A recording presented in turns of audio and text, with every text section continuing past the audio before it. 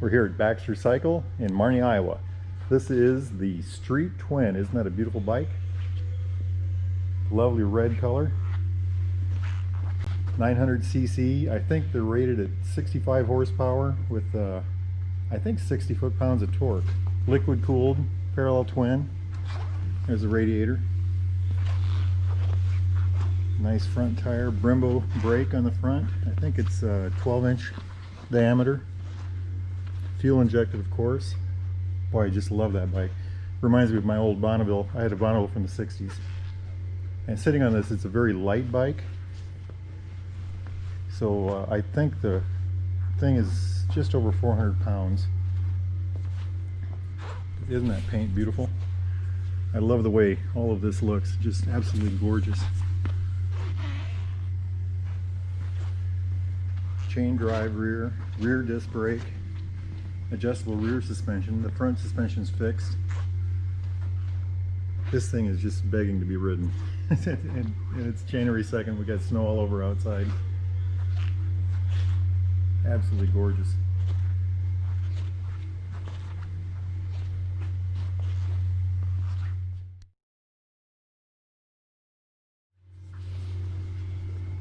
Let's look at the switch gear on this one.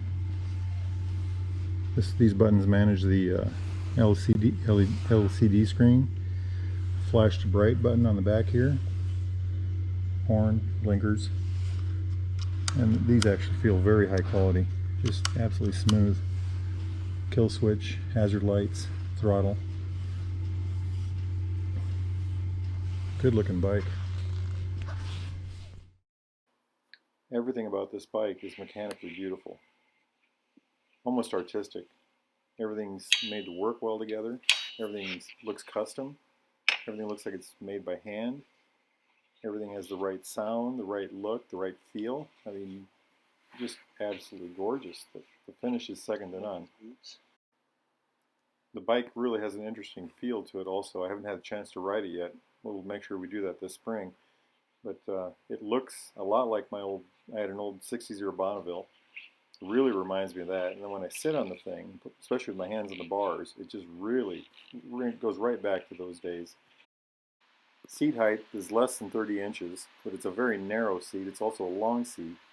I can flat foot this thing. I'm 5'8", 5'9". I can flat foot this thing firmly with both feet on the ground.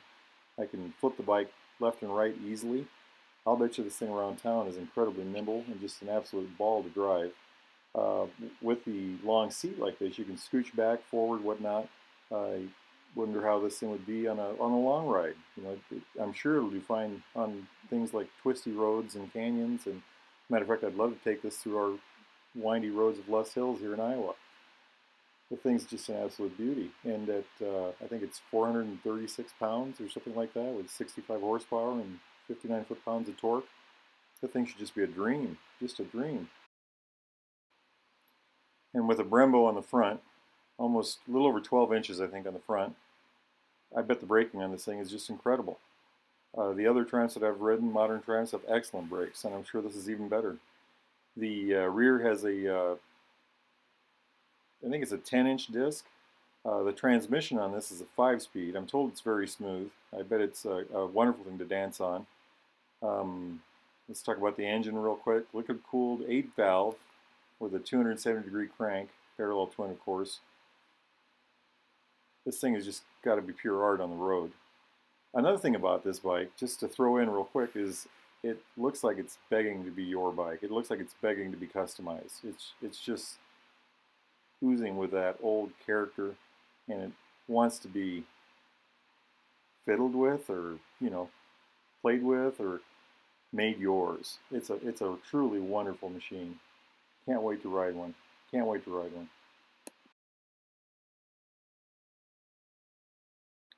Triumph's got some fabulous bikes this year, and this actually is one of the ones I look forward to riding the most. To me, it's got great lines. It looks like it should just handle like a dream. It looks like a real wet dream on rubber. It's just fabulous, and I can't wait to get my hands on it. Hey, y'all have a good day. Enjoy, enjoy.